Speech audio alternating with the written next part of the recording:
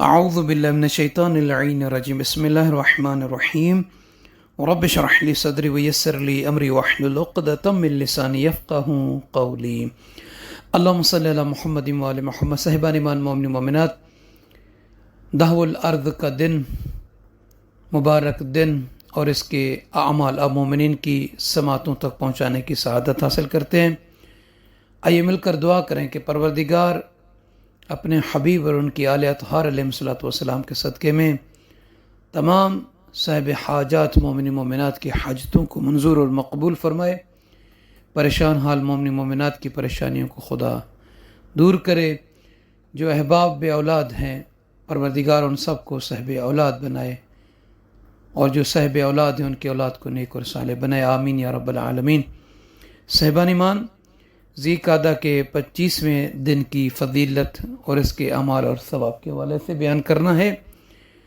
جناب حسن ابن علی وشا فرماتے ہیں کہ جب میں جوان تھا تو میں اپنے والد کے ساتھ 25ویں ذی قعدہ کی رات سرکار مولا امام رضا علیہ السلام کی خدمات مبارک میں شرف زیارت حاصل کی، اور امام رضا علیہ السلام کے مبارک دسترخوان پر امام رضا علیہ السلام کے ساتھ کھانا تناول کیا۔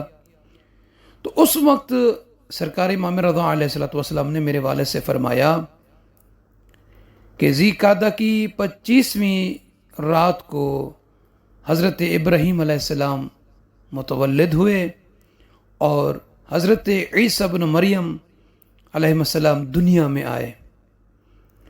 امام نے فرمایا اسے کہ اس رات کعبہ تلے زمین وسیع ہوئی، اور جو بھی اس دن یعنی 25 ذی قعدہ کے دن امام فرماتے ہیں روزہ رکھے، وہ 60 مہینے روزہ رکھنے والوں کی مانند ہے۔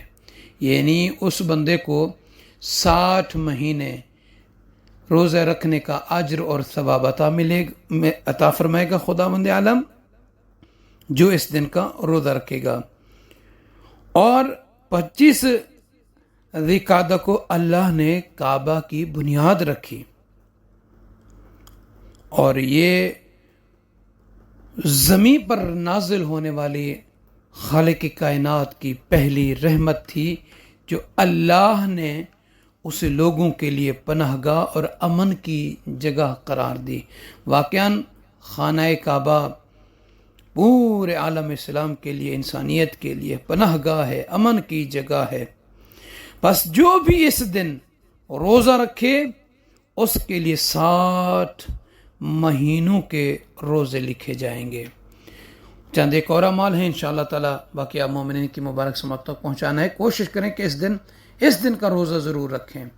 اگر کسی کے قضا رہتے ہیں تو وہ قضا کی نیت سے رکھے، مگر اس کو ثواب ضرور ملے گا اس دن کا، اس کی ادائیگی قضا بھی ہو جائے گی جو چھوٹ گیا تھا ماہ رمضان کا واجب روزہ، اور اس دن کا ثواب بھی ملے گا۔ دعا کرتا ہوں کہ پروردگار اس دن کی برکت سے آپ سب کے گھروں میں اپنی برکات کا خصوصی نزول فرمائے۔ مومنین سے عرض ہے کہ جنہوں نے ابھی تک ہمارے چینل نجف کربلائی کو سبسکرائب نہیں فرمائے، سبسکرائب فرما دیجئے، لائک اور شیئر کر دیجیے گا تاکہ دوسرے مومنین بھی اس میں شامل ہو سکیں۔ جزاک اللہ۔